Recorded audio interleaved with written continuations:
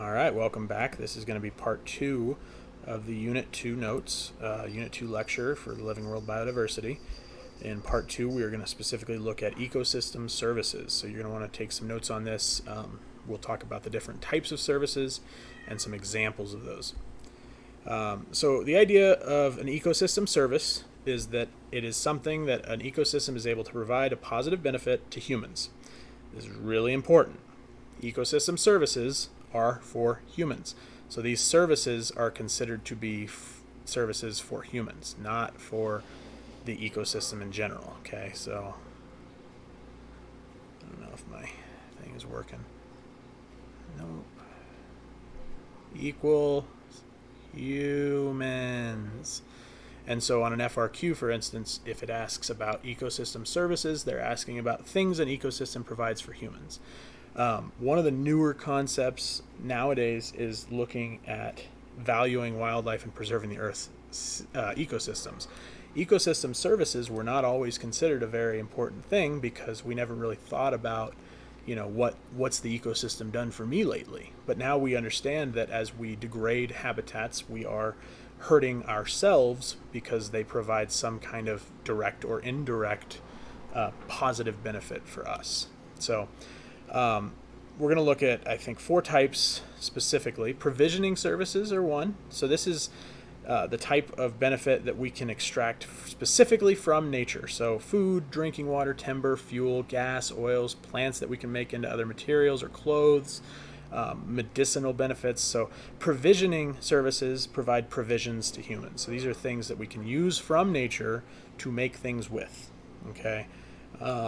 The next type is a regulating service. This is a benefit that we get because of the natural processes that happen in an ecosystem that benefit us. For instance, we always think of forests as being the lungs of the world because they take in carbon dioxide and they put out oxygen for us.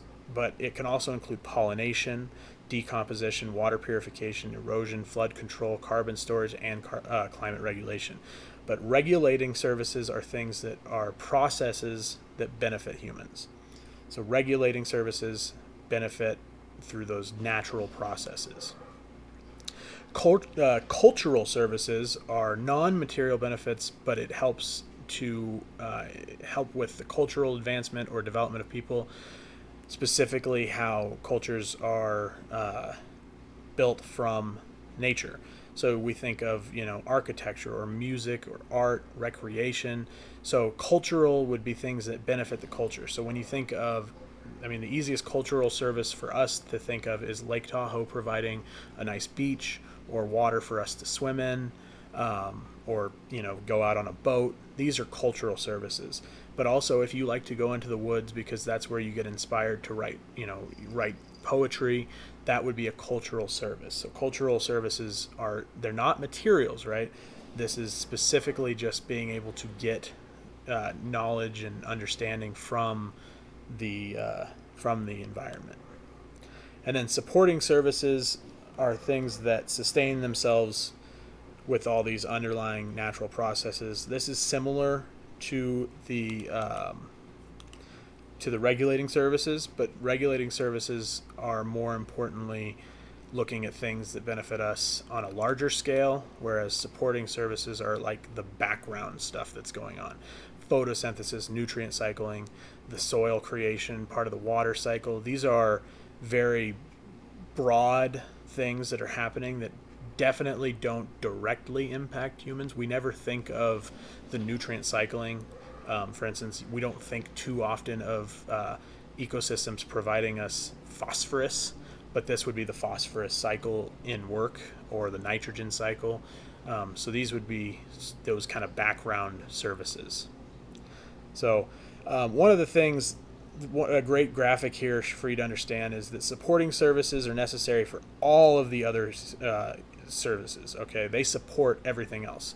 But we are able to get our provisioning services, our regulating services, and our cultural services from the supporting services as making sure that those things happen.